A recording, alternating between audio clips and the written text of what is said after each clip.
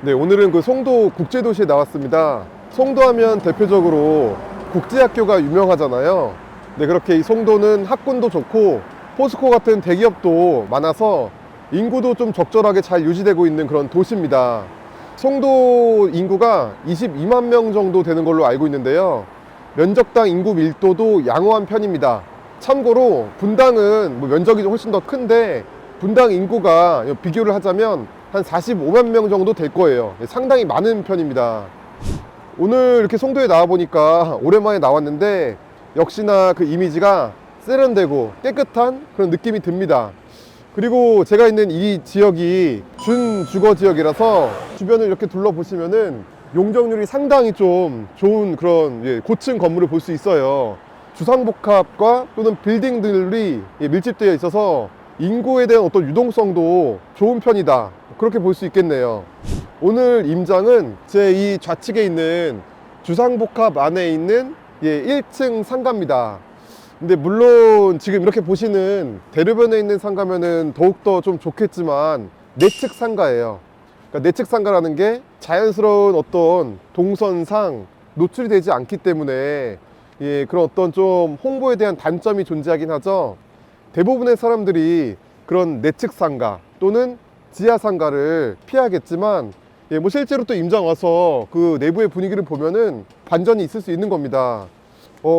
김 PD님, 저번에 우리가 이상님이랑 수원 889 인계동에 주상복합 안에 있는 1층 내측 상가 임장 갔었잖아요. 그게 실제로 우리 원우님이 낙찰받아서 레버리지 낀 임대 수익률이 60%였던 거 기억납니까?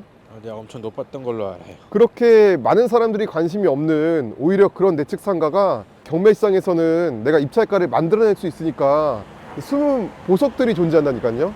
근데 오늘 단순하게 그냥 직감적으로 봤을 때 인계동에 있는 상가보다 지금 오늘 이 목적물 1층 내측 상가가 훨씬 더 좀 좋아 보입니다. 어떤 이유에서요? 근거는 오늘 좀 컨디션이 더 좋아서 저 이 물건이 좋게 보이는 것 같아요. 네, 헛소리였고요. 뭐랄까요, 그 889는 구도심인데 여기는 상대적으로 젊은 층이 좀 거주하고 있어서 소득에 따른 소비력이 상대적으로 좋다? 뭐 그렇게 볼 수 있는 거예요. 그리고 뭐 둘째로는 여기가 지금은 신도시는 아니잖아요. 도시화가 된 지 한 15년 뭐 그 정도 됐기 때문에 이 도시 자체가 상당히 좀 안정화가 되었습니다. 그러니까 지금 뭐 옆에 있는 그 주상복합을 봐도 우리 목적물을 봐도 공실은 딱히 좀 안 보입니다. 신도시가 아니기 때문에 이 상가가 좀 다 안정화가 된 편이다. 우리 목적물은 내측에 있으니까 한번 실내로 들어가서 주변 분위기나 그 목적물을 조금 더 한번 조사를 해보겠습니다. 그리고 참고로 지금 여기 보시는 요 구좌는 지금 공실은 아니에요. 그 아까 안내문을 보니까 지금 현재 인테리어 공사 중이어서 일시적으로 공실처럼 보일 뿐이지 조만간 입주가 될 겁니다. 네, 역시나 이 목적물 자체가 내측 상가니까 외부 노출이 좀 어렵잖아요. 그래서 오늘 그 영업장이 피부샵으로 알고 있는데 여기 그 간판을 쉽게 찾아볼 수 있습니다. 그러니까 이제 간판 자리가 상당히 중요한데 아마 뭐 무단으로 붙였을 리는 없고 관리소의 어떤 허가를 받아서 붙였을 거라고 생각합니다. 그러니까 간판 자리 확보가 상당히 중요하겠죠. 그리고 지금 이런 안내문 잠깐만 한번 좀 읽어볼게요. 그러니까 어떤 업종에 대한 좀 제한도 있고 상당히 그냥 그 관리사무소에서 체계적으로 좀 관리를 하고 있는 그런 분위기를 이 안내문만 봐도 우리가 체감할 수 있습니다. 지금 여기 힐스테이트가 여기 우리 목적물은 5단지인데 이렇게 보시면 이 바닥 면적이 상당히 넓어요. 이 단지가 뭐 3차, 4차, 5차, 6차 이 전체가 한 몇 개 동 정도가 됩니다. 그래서 우리는 5단지 이 안에 있는 내측 상가이기 때문에 이쪽으로 들어가시면은 우리 목적물을 찾아볼 수 있을 거예요. 지금 이쪽은 다 외부에 접한 거고 이쪽 라인도 외부에 접한 거고 내측은 여기서부터 하나, 둘, 뭐 3칸 정도라고 볼 수 있겠네요. 우리 목적물이 바로 이 139호입니다. 이렇게 보시는 이 직사각형입니다. 그리고 저 안쪽은 또 다른 내측 상가고요. 지금 전체 요 면적이 전용 면적 18평 정도 되고 대지권은 좀 넓네요. 7.36평. 감정가는 3억 8,100만 원인데 현재 다음 주에 한번 유찰된 매각을 앞두고 있는 최저가는 2억 6,670만 원으로 이렇게 좀 저감된 상태입니다. 그리고 공실이 아니고 이 지금 목적물에 임차인이 2명 존재합니다. 지금 한 개의 호실인데 임차인이 2명 존재하는 이유가 있습니다. 이 물건의 가장 큰 특징이라고 볼 수 있는데 그 전 어떤 소유자 겸 그 채무자가 구청 건축과에 분할 신청을 해서 분할 처리가 된 그런 물건입니다. 일반적으로 이런 내측 상가가 18평이면 큰 편이에요. 왜냐면 이런 데는 보통 노출이 부족하기 때문에 1인 사업장들이 많이 들어오거든요. 지출이 좀 많이 부담 없는 그런 업종들. 그러니까 대표적으로 지금 이 순간 영업 중인 피부샵, 아니면 뭐 1인 미용실, 1인 어떤 필라테스, PT샵, 타로 같은 온라인으로 마케팅을 해서 단골을 확보할 수 있는 업종들이 유리하다고 볼 수 있거든요. 그러니까 면적이 18평이라는 거는 좀 넓다고도 볼 수 있습니다. 이게 그런 단점이자 부족함을 그 똑똑한 전 소유자 겸 채무자가 분할 신청을 통해서 2개의 호실로 이렇게 만들어냈다는 겁니다. 그러니까 지금 앞에 보이는 여기는 창고로 쓰고 있는 한 명의 임차인이 보증금 500에 월세 60만 원. 그리고 이 안쪽으로는 피부샵을 쓰고 있는 임차인이 보증금 1,000만 원에 차임 80만 원으로 현재 영업 중입니다. 그러니까 저기 매직을 보면은 아까 저기서 제가 봤는데요. 139-1이라고 써 있고 여기는 그냥 139 이렇게 부르는 것 같습니다. 현재 이 2명의 임차인 모두 대항력이 없습니다. 그래서 낙찰자로서 부담은 없는 물건인데 우리가 만약에 낙찰을 받았을 때 이분들이 또 우리와 새롭게 그 계약을 원하는지 어떤 그 의사가 중요하잖아요. 만약에 실제로 입찰에 관심 있는 분들은 현장에 오셔서 반드시 저 임차인 2분한테도 탐문을 해보시고 이 앞으로의 계획에 대해서, 그리고 지금 이 관리소가 상당히 좀 까다로운 것 같으니까 만약에 우리가 공실이 돼서 신규 임차인을 맞춘다 그러면 어떤 제한들이 있는지, 또는 이 주차에 대한 주차 대수 확보, 어떤 임대인으로서 소유자로서 그런 조건들을 관리실에 잘 알아보셔야 됩니다.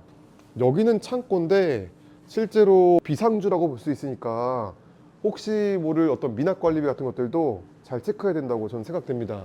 아마 제 느낌상 여기는 뭐 퇴거를 할 가능성도 있고, 지금 저 안쪽에 있는 저 피부샵은 낙찰자와 신규 계약 할 가능성도 높다고 좀 생각됩니다. 왜냐면 지금 이 순간도 계속 활발하게 영업 중이잖아요.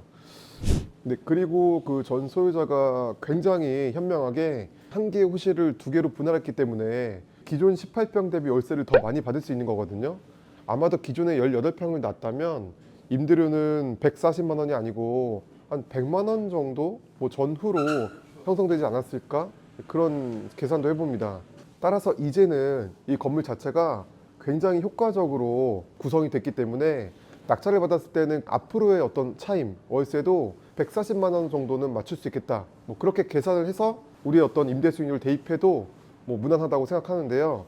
예를 들어서 지금 이 순간 최저가로 낙찰을 받는다, 2억 7천만 원 정도로 낙찰을 받는다 그러면 2명의 세입자 모두 대항력이 없으니까 새롭게 보증금을 낙찰자한테 지불하겠죠. 1,500만 원. 그러면 그 금액 대비 140만 원으로 우리가 대출 없는 임대 수익률을 계산해 본다면은 6.5%가 나옵니다.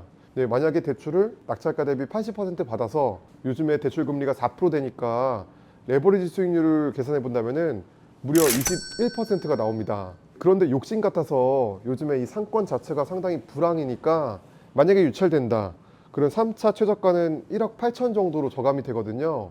그때 적절하게 한 2억 2천 정도로 낙찰을 받는다면은 임대 수익률이 8%가 넘어요. 그리고 대출을 끼면 훨씬 더 극대화가 되겠죠.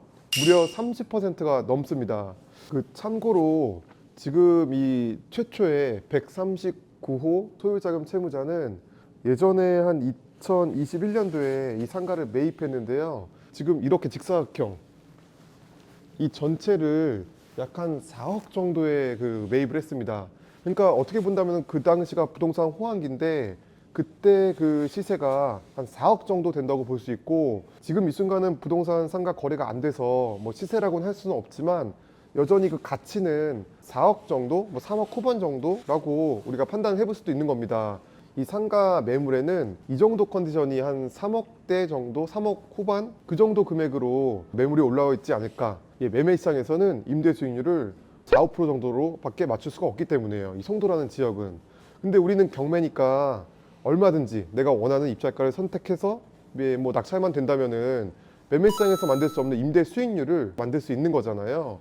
그래서 만약에 조금 욕심을 버리고 내가 확실하게 이 상가를 매입하겠다. 그럼 이번 회차에 뭐 최저가로 들어가도 나쁘진 않은 거고, 혹시라도 유찰이 된다면은 한 2억 2천 정도만 써도 뭐 성공적인 어떤 임대인이 된다고 볼 수 있습니다. 네, 상가는 취득할 때 부가세를 별도로 내야 되는데 경매는 따로 부가세는 내지 않나요? 그치. 그 일반 매매 시장에서 상가를 살 때는 부가세가 발생돼서 나중에 뭐 임대업을 등록해서 부가세를 환급받는다든지, 아니면 처음에 계약할 시점부터 포괄양수도 계약으로 한던지, 그렇게 부가세가 어떤 이슈가 될 수도 있는데, 이 경매로 상가를 취득할 때는 재화의 거래로 보지 않기 때문에 부가세가 좀 없는 거야. 그러니까 경매 그리고 압류재산 공매는 부가세가 없다는 뭐 그런 또 다른 장점도 존재하네. 그렇게 혹시라도 영상을 보시는 분들 중에서 이 송도 이 내측 상가에 대해서 관심 있는 분들은 임장을 나와서 제가 말씀드린 그 두 가지를 탐문해 보시고, 부동산에 추후에 또 임대를 잘 맞출 수 있는지 임대 분위기도 살펴보신다면은 아마 자신감 있는 입찰가를 결정할 수 있을 거라고 생각합니다. 네, 오늘 영상은 여기서 마치겠습니다. 네, 여러분들도 권투하시길 바랍니다. 네, 감사합니다. 김 PD, 그러니까 그 남동정식 여기도 내측 상가니까 외부에 노출이 안 돼서 이 스탠드 그 간판을 다 이렇게 세웠잖아. 안에 좀 밥도 먹을 겸 옆에 그 그 내측 상가 분위기도 좀 보자. 공실은 없을 거야 아마. 돈가스 좋아하잖아.